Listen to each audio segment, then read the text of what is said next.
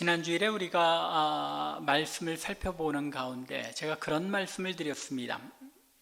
하나님 나라의 삶의 원리는 역설적이다 라고 말씀드렸습니다. 패러독스라고 하죠. 역설이라는 것, 앞뒤 말이 안 맞는 것 같은데 그게 진리란 말이에요. 우리 생각으로, 사람의 논리나 이 세상의 방식으로는 전혀 안 맞는 얘기인데 그렇게 살아보면 과연 그렇다라 하는 것, 이것이 하나님 나라의 백성의 삶이 가지는 신비 아닌가 생각됩니다. 심령이 가난한 자가 복이 있다는 것, 세상적인 기준으로 볼 때 가난한 것과 복이라는 것이 어울릴 수 없지요. 그런데 분명하게 심령이 가난한 자는 그 심령이 가난함 자체가 복이라는 것입니다. 또한 애통하는 것, 슬픔인데, 고통 가운데 슬퍼하는 것인데 그것이 복이라고 합니다. 표현 자체부터가 상충이 되는 그런 표현이죠. 그럼에도 불구하고 그 안에 참 진리가 있다는 것입니다. 애통하는 자는 복이 있는 것 분명합니다. 하나님 앞에 사주의 은총을, 그 은혜를 받는 것이 복이기 때문이죠. 오늘 살펴보는 복, 온유한 자의 복 역시 세상에서는 통할 수 없는, 통용될 수 없는 역설적인 하나님 나라의 복입니다. 우리가 살아가는 오늘날의 이 세상은 온유한 성품으로는 살아가기가 참 힘든 세상입니다. 세상이 언제부터인가 자기 PR의 시대가 되고 말았죠. 그래서 자기를 드러내놓고 자랑하고 내가 이만한 능력이 있다, 내가 이런 사람이다 하고 내세우지 않으면 사람들이 인정을 해주지 않습니다. 심지어는 취업을 할 때 이제 인터뷰하는 그런 비디오나 책들을 이렇게 보면은 자기 자신이 가진 것을 마음껏 드러내라고, 자기를 홍보해서 알리라고 이야기합니다. 내가 이만큼 잘난 사람이다 라고 알려야지 취직이 된다는 것입니다. 그러다 보니까 오늘날 세상의 모든 사람들이 크리스찬이고 아니고 할 것 없이 다 자기가 잘난 맛에, 그리고 자기를 드러내는 맛에 사는 그런 경향이 있다는 것입니다. 세상 사람들이 보는 관점에서는 이 온유함이라는 것은 오히려 이 착하거나 또 겸손하고 온유하다는 것은 조금 실력이 없거나 능력이 없거나 유약하거나 소심하거나 아주 부정적인 그런 요소들이죠. 바로 그런 요소들 때문에 온유한 것이다 라고 생각합니다. 심지어 어떤 경우에는 이 착한 사람들은 맹하기 때문에 착하다라고까지 생각하는 경향이 있습니다. 참 그리스도인들이 이 세상에서 하나님의 백성답게 온유하게 살아가려고 하면 세상이 무시하고 또 괄시하는 것, 또 모욕하기까지 하는 것, 그것이 이 세상 속에서의 그리스도인의 삶의 모습입니다. 이런 현실 가운데 온유한 자는 복이 있나니 라고 말씀하시며, 그것이 이 세상을 살아가는 하나님 나라 백성의 삶의 원리라는 이 주님의 가르침은 다시 한번 하나님 나라 백성으로 이 땅을, 이 세상을 살아간다는 것이 얼마나 만만치 않은 일인지 우리에게 일깨워 줍니다. 참 힘들죠. 온유하게 살아가다 보면 사람들이 참 무시하는데 가만히 있으니까 가만인지 아는지, 보자 하니까 보자긴지 아는지, 이렇게 세상 사람들이 무시하는 그런 삶을 살아가게 됩니다. 그런데 조금 뒤에 우리가 온유의 개념에 대해서 조금 정확하게, 보다 더 확실하게 살펴보게 되겠지만, 성경이 가르치는 온유함이라는 것은 세상 사람들이 말하는 이러한 온유함과는 차원이 다른 것임을 우리가 알 필요가 있습니다. 제가 종종 말씀드리죠. 사랑이라는 그 단어 자체가 세상에서 말하는 그 사랑이라는 개념과 성경에서 하나님의 말씀이 우리에게 가르치는 사랑의 개념은 다를 수밖에 없다는 것입니다. 세상 사람들에게 사랑이라는 것은 남녀 간의 사랑이나 부모와 자식 간의 사랑, 친구들 간의 사랑, 그런 것들까지밖에 없지만 하나님의 백성들이 가지는 사랑의 개념은 언약적인 사랑의 개념이 있다는 것입니다. 하나님께서 우리를 사랑하실 때에 우리에게 사랑할 만한, 하나님께서 사랑하지 않고는 못 베길 만한 그런 요소가 있기 때문이 아니라 하나님께서 우리를 사랑하시기로 작정하셨기 때문에 끝까지 그 하나님의 작정을, 그 신실하심을 지켜가며 우리를 사랑하시는 것, 그것이 바로 하나님의 백성이 가져야 할 사랑의 모습이라고 말씀드린 적이 있습니다. 그것처럼 이 세상의 사랑의 개념과 하나님 나라 백성의 사랑의 개념이 달라야 하는 것처럼 온유함이라는 것 역시 마찬가지입니다. 세상에서 말하는 그저 착하고 어리숙한 그런 모습의 온유함이 아니라 하나님의 백성이 가져야 하는 온유함은 그와는 차원이 다른 온유함이라는 것입니다. 성경에서 그리고 주님께서 말씀하시는 온유함은 심령이 가난하고 애통하는 자만이 가질 수 있는 온유함입니다. 그저 착하다고만 해서 가질 수 있는 그런 온유함을 얘기하는 것이 아니라는 말입니다. 즉 하나님 앞에서 자신이 영적으로 파산한 자임을 처절하게 깨닫고 하나님 앞에서 자신의 죄악된 모습을 깨달아 애통하는 사람만이 성경에서 말씀하는 진정한 온유함을 지닐 수 있다는 것입니다. 따라서 이 온유한 성품은 하나님의 백성이기 때문에 하나님의 백성만이 가지는 온유함이라는 것입니다. 그렇게 오늘 말씀을 통해 우리가 온유함이라는 것이 어떤 것인지 조금 더 깊이 생각하며 그 주님께서 말씀하신 그 온유함을 우리가 나타낼 수 있기를 바랍니다. 우리에게는 이미 이 온유함을 나타낼 수 있는 그런 뭐라고 할까요? 성품이 주어져 있는 것이죠. 왜 그렇습니까?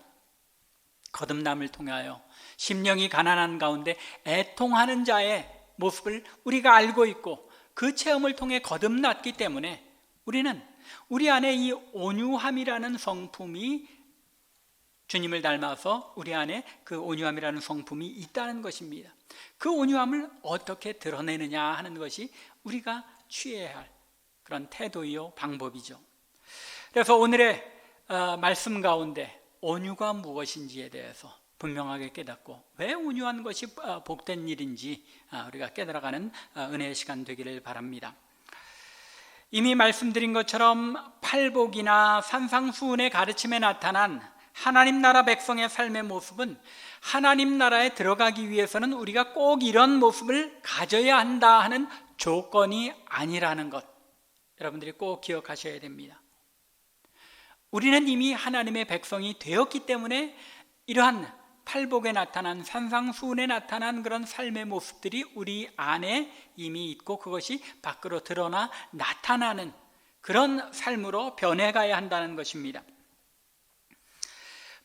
팔복과 산상수훈에 나타난 하나님 나라 백성의 삶의 모습은 우리가 하나님 나라 백성이기 때문에 그 삶에 나타나는 증거나 열매와 같은 것입니다. 사과나무에 왜 사과가 열립니까? 배나무에 왜 배가 열리죠?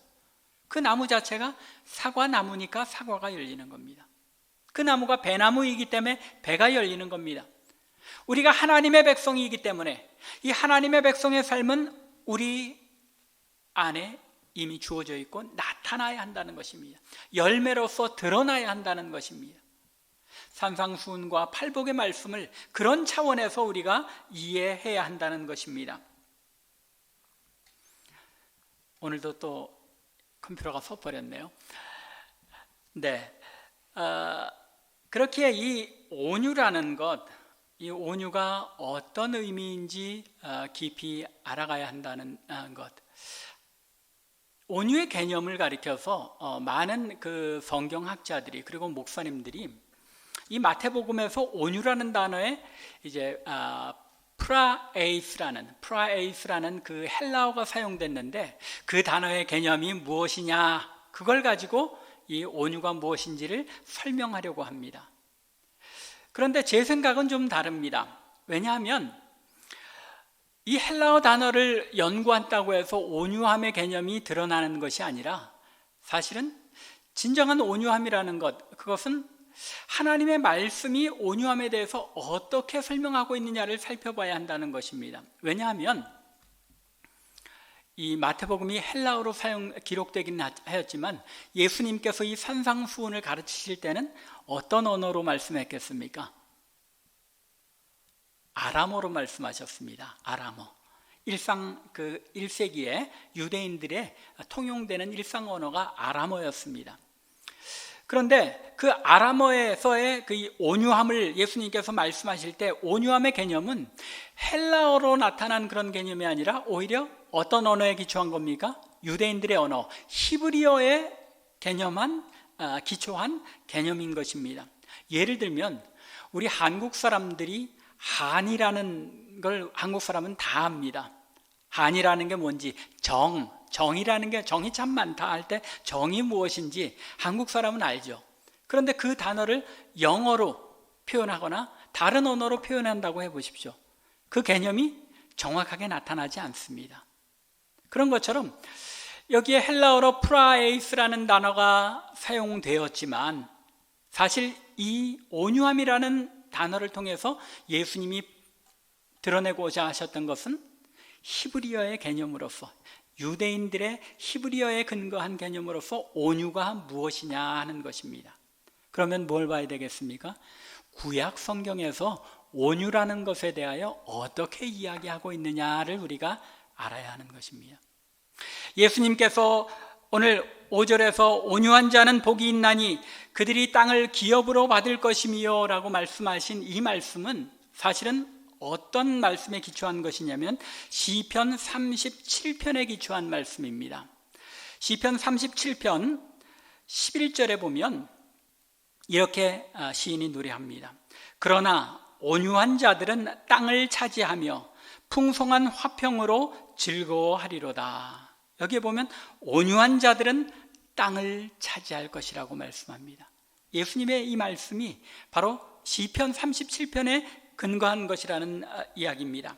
그런데 이 시편 37편에서 시인이 어떤 의미에서 이 온유한 자를 어떤 모습으로 표현하냐면은 이 시인은 37편에서 이 불의한 자들, 악을 행하는 자 때문에 불평하지 말아라. 악을 행하는 자들이 잘 되는 것 시기하지 말아라 라고 권면합니다. 그렇게 이야기하면서 뭐라고 하냐면 내 길을 여호와께 맡기라. 그를 의지하면 그가 이루시고 의를 빛같이 나타내시며 공의를 정오의 빛같이 하시리로다 라고 말씀하면서 하나님의 백성은 악한 자들이 자신들을 압박하고 조롱하고 또 자신들을 핍박하는 것에 대하여 불평하거나 노하지 말아라.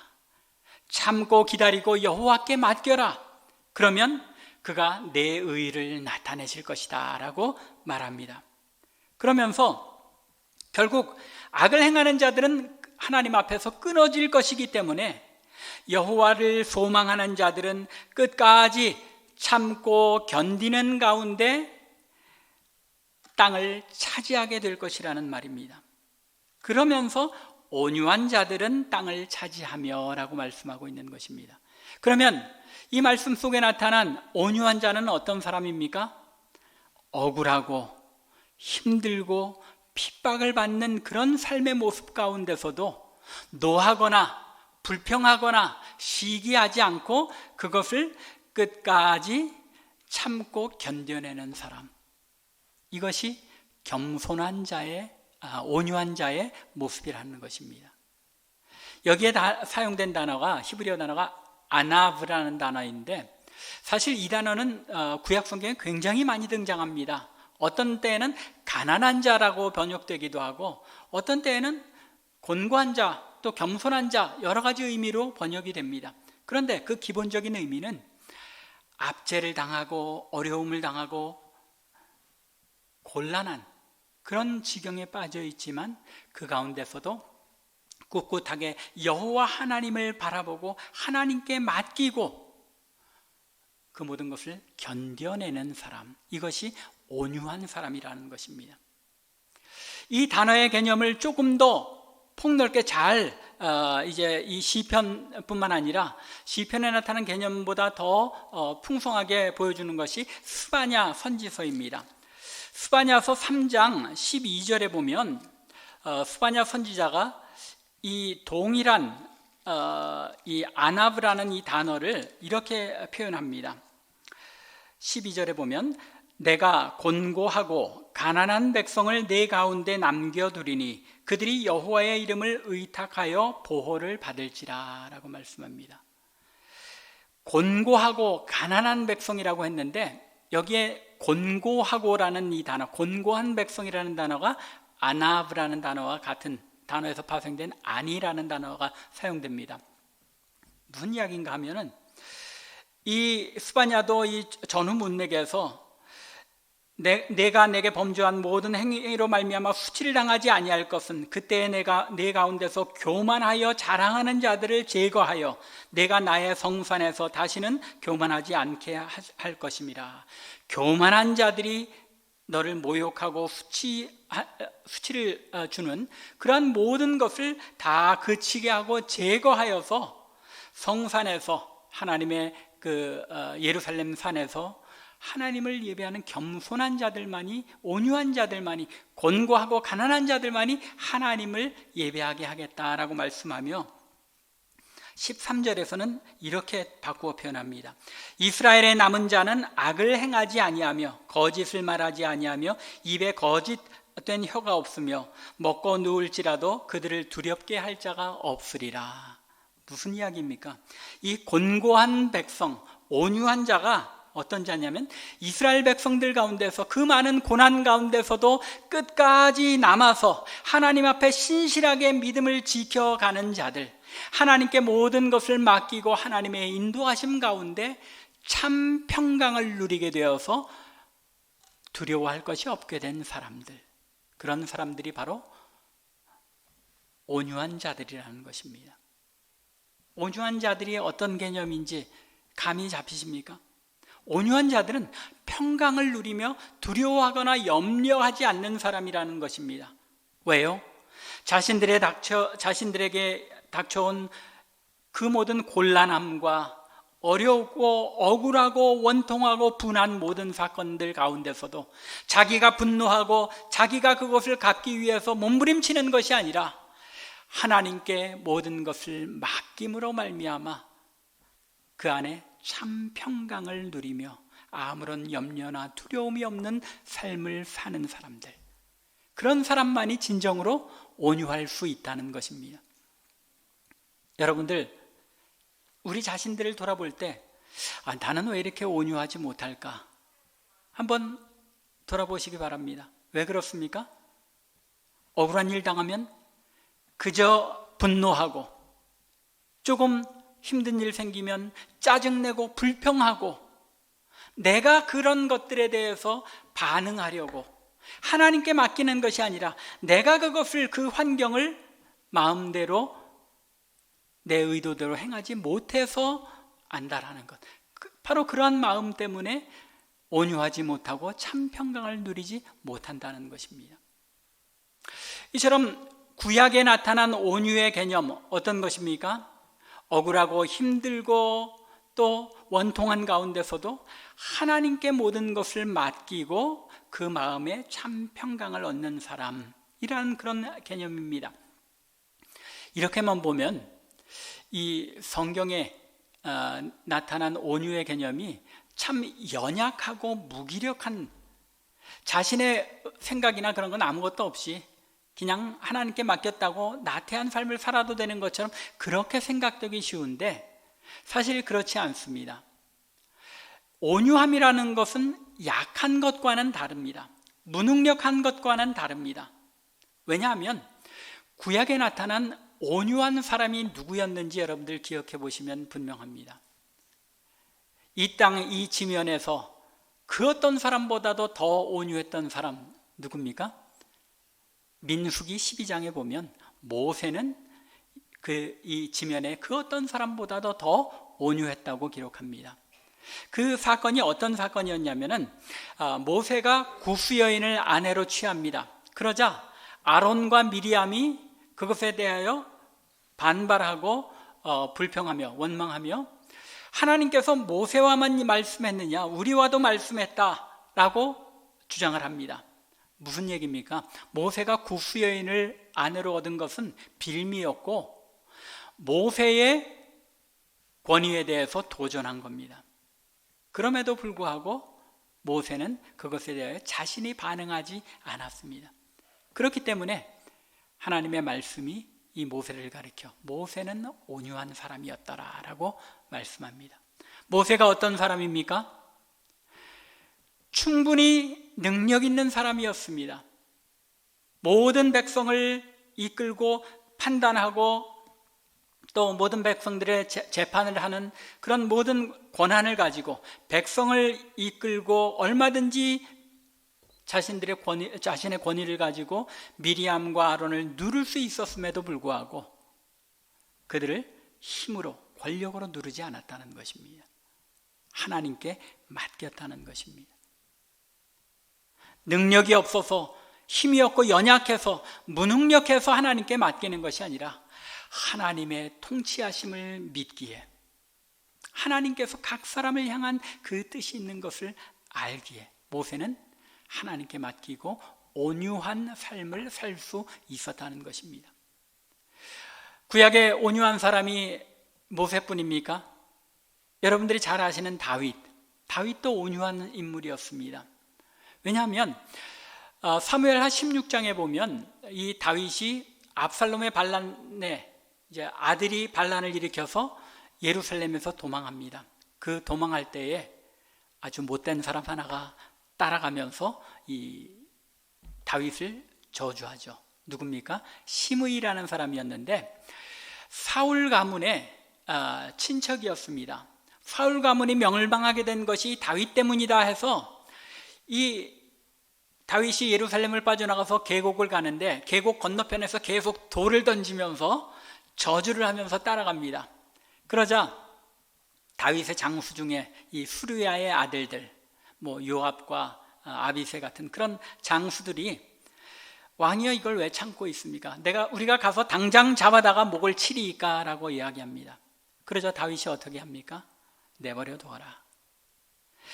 저가 나를 저주하는 것 하나님께서 이 저주를 듣고 나에게 은혜를 내리실지 어떻게 아느냐?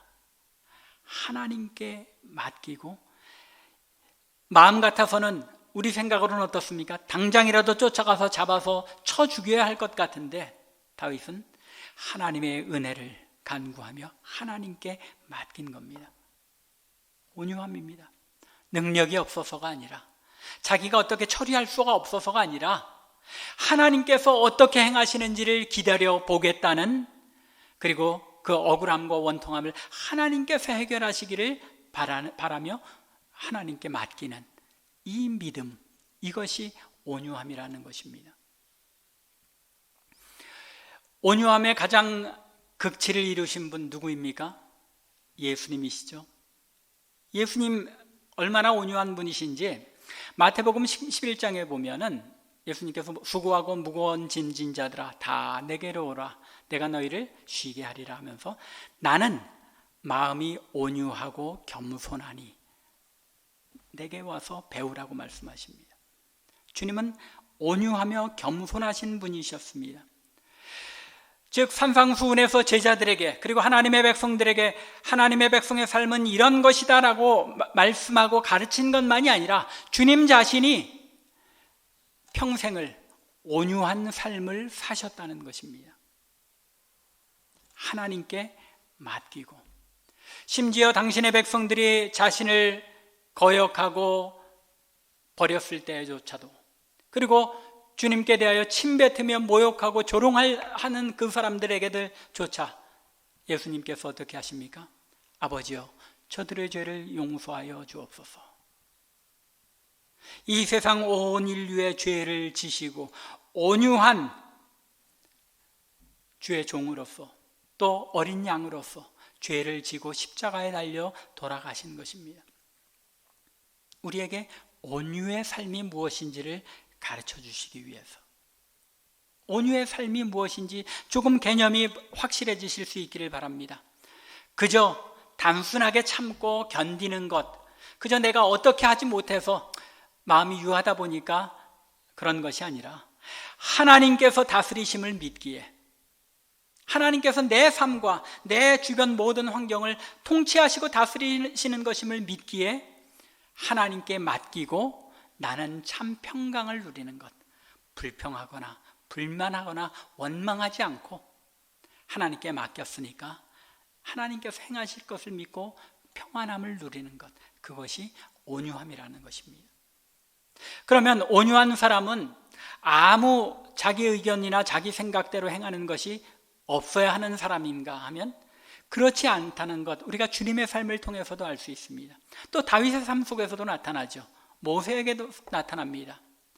거룩한 분노, 하나님의 의를 깨트리는 일들에 대해서는 분노하며 나설 수 있어야 한다는 것입니다. 그렇기에 진정으로 온유한 사람은 어떤 일에 분노해야 할지, 어떤 일에는 참고 하나님 앞에 맡겨야 할지를 잘 판단하고 스스로 자제하는 사람이라는 것입니다. self control이라고 그러죠. 갈라디아서 6장에 보면 성령의 9가지 열매가 나타나죠. 9가지 열매가 그 중에 참 많은 부분이 팔복하고 서로 통한다는 것, 우리가 주의해 볼 필요가 있습니다. 온유와 양선, 이런 모든 것들, 그것이 바로 이 팔복에서의 온유함과 맞닿아 있는 것입니다. 그렇게 하나님의 백성의 이 팔복에 나타난 모든 요소들, 축복들, 애통하는 자, 심령이 가난한 자, 온유한 자, 이런 것들은 아주 밀접하게 연결되어 있는 하나의 삶인 것입니다. 하나님의 백성에게 있어서 성령의 9가지 열매가 9가지가 아니라고 말씀드렸죠. 한 가지입니다. 하나님의 백성들이 성령으로 거듭났다면 가져야 되는 성령의 열매를 맺는 삶인데, 그 삶이 9가지 다른 모습으로 나타나는 것처럼 이 팔복도 하나님 나라 백성이기 때문에 우리가 가져야 하는 그런 삶인데, 그 삶의 모습이 다양하게 심령이 가난한 자, 애통하는 자, 온유한 자, 또 그 화평케 하는 자, 의에 줄이고 목마른 삶의 모습, 이런 다양한 모습으로 나타나게 되는 것이라는 말입니다. 하나님의 백성으로서 온유한 삶을 산다는 것, 어떤 개념인지 우리가 분명하게 이해할 수 있고 또 그러한 삶을 우리가 살아낼 수 있기를 바랍니다.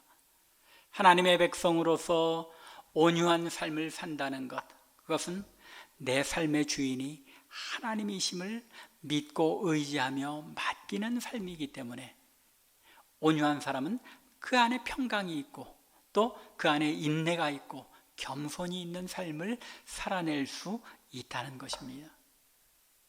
왜요? 이미 심령이 가난하고 애통하는 그런 삶을 알고 있는 사람이기 때문에, 하나님의 통치하심을 그 삶에서 누리는 사람이기 때문에 온유한 삶을 살 수 있다는 것은 어떤 의미입니까? 내가 이미 천국 백성이라는 것을 삶 속에 드러내는 삶이 된다는 것입니다. 즉 온유함이라는 것은 내가 천국 백성임에 대한 증거라는 것입니다. 이러한 증거를 나타낼 수 있는 저와 여러분들 될 수 있기 바랍니다.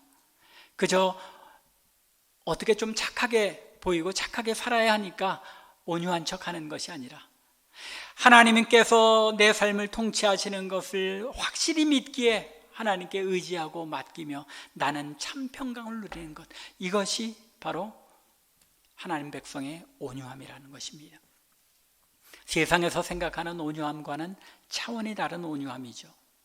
하나님의 백성이기 때문에 천국의 삶을 이 땅에서 이미 살아내는 것, 그것이 바로 온유한 삶의 모습이라는 것입니다. 그러면 온유한 자는 복이 있다는 것, 온유한 것 자체가 무엇입니까? 그것 자체가 복이라는 것입니다. 심령이 가난한 것이 복인 것처럼, 또 애통하는 그 모습 자체가 복인 것처럼 온유한 자도 그 온유함 자체가 이미 복인 것입니다. 그 복의 결과가 무엇이라고요? 5절 하반절에 보면 그들이 땅을 기업으로 받을 것이며, 땅을 기업으로 받는다고 말씀합니다. 우리가 이 땅을 기업으로 받아서 이 세상에서 부동산 부자가 되는 그런 축복을 의미하는 것입니까? 그것이 아니죠. 이 말씀도 역시 아까 말씀드린 시편 37편 11절에 근거하고 있는데, 온유한 자가 땅을 차지하게 된다는 것, 이 말씀은 그 백그라운드가 사실은 아브라함으로부터 기인합니다. 하나님께서 아브라함에게 약속을 주시죠. 약속의 땅을 주실 것을 이제 아브라함에게 약속하시고 아브라함을 불러내십니다. 고향 본토 친척을 떠나서 그 약속의 땅을 가는데, 아브라함과 이삭과 야곱이 하나님께서 그들에게 약속한 언약을, 그 약속의 땅을 누렸습니까? 못 누렸습니까? 여러분들 보시기에는 어떠세요? 잠깐 거류민으로서 그 땅에 이제 체류한 적은 있지만 사실 자기의 땅으로 완전히 누리는, 기업으로 누리는 그런 삶은 살지 못했습니다. 그러면 하나님의 약속이 안 이루어진 것입니까? 아니죠. 400년 뒤에, 아브라함으로부터 400년 뒤에 그 약속이 이루어지죠. 이스라엘 백성들이 가나안 땅에 들어가서 그 땅을 차지하고 살게 됩니다. 그들의 기업이 되었습니다. 그 가나안 땅이 어떤 의미를 가집니까? 하나님께서 통치하시는 하나님 나라라는 것입니다. 그렇기 때문에 이 가나안 땅에서 이스라엘 백성들의 율법을 보면 자신들이 분배받고 기업으로 받은 그 땅을 남들에게 양도할 수 있습니까? 없습니까? 양도할 수 없습니다. 또 설사 빚 때문에, 너무나 가난해서 그것 때문에 땅을 전당 잡혔을지라도 희년이 되면 어떻게 하게 되어 있습니까? 그 집안에 그 땅을 돌려주게 되어 있습니다. 하나님께서 왜 이런 율법을 두신 것일까요? 하나님 나라의 기업은 빼앗을 수도 없는 것이고 뺏길 수도 없는 것이기 때문이라는 말입니다. 하나님께서 아브라함에게 땅에 대한 약속을 주셨지만 그 땅은 단순히 이 땅에서의 땅만이 아니라 가나안 땅이 상징하는 하나님 나라의 기업, 하나님 나라에서 하나님의 백성으로 권리와 소유를 가진 그 기업은 뺏길 수도 없고 빼앗을 수도 없는 하나님의 백성된 고유한 상속이요 또한 누려야 할 기업이라는 것입니다. 바로 그런 이유 때문에 아브라함에게 그 약속을 주셨고, 아브라함은 가나안 땅만을 바라본 것이 아니라 무엇을 바라봅니까? 영원한 하나님 나라에서 자신이 누릴 그 땅의 기업, 그 기업을 바라보며 살다가 떠난 것입니다. 우리에게도 이런 땅이 주어진다는 것입니다. 예수님께서 다시 오시고 새 하늘과 새 땅이 임할 때에 우리는 온유한 자로서, 그 하나님 나라 백성으로서 하나님 나라의 권한을 가지고 소유권을 가진 하나님 나라 백성으로서 살아간다는 것입니다. 장차 주어질 것만이 아니라 이미 이 땅에서도 우리는 하나님 나라 백성으로서의 삶, 온유한 삶을 사는 가운데 하나님께서 우리를 다스리시는 그런 삶을 삶으로 말미암아 하나님의 백성다운 그 권리를 누리는 삶을 산다는 것입니다. 이것이 땅을 기업으로 받을 것이라는 말의 의미입니다. 이 세상의 땅이 아니라 영원한 하나님 나라에서 누리게 될 하나님 나라 백성의 권한, 그 소유권, 그 기업을 우리는 이미 이 땅에서 누리며 살아가고 있다는 것입니다. 온유한 자는 복이 있습니다.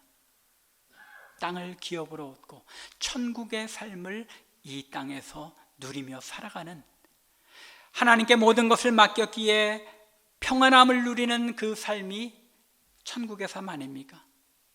그러한 삶을 이미 누리며 살아가고 있다는 것입니다. 성도 여러분, 온유한 하나님 나라 백성의 삶을 살아가고 있습니까? 왜 우리가 온유한 삶을 살아내지 못하는지 우리 자신들을 잘 돌아볼 수 있기 바랍니다.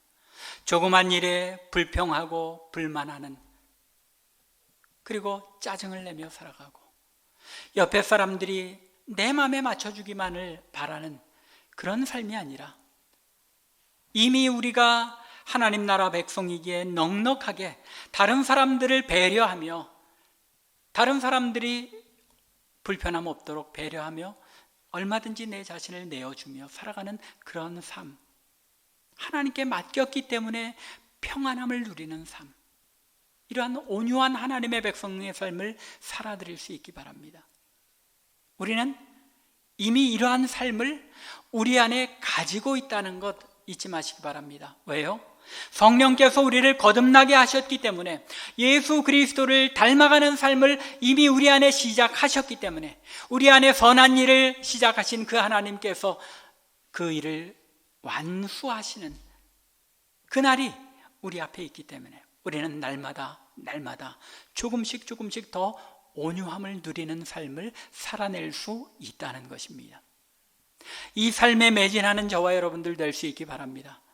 좀 넉넉하게 온유한 삶을 살아낼 수 있기 바랍니다. 조그만 부딪힘이나 조그만 일이 있어도 그런 것들이 나를 좌지우지하는 것이 아니라 하나님께서 그런 일들조차도, 설사 내가 억울할지라도 그것조차도 하나님께서 다 해결하시리라고 믿고 평안함을 누리며, 주님께서 뭐라고 말씀하십니까?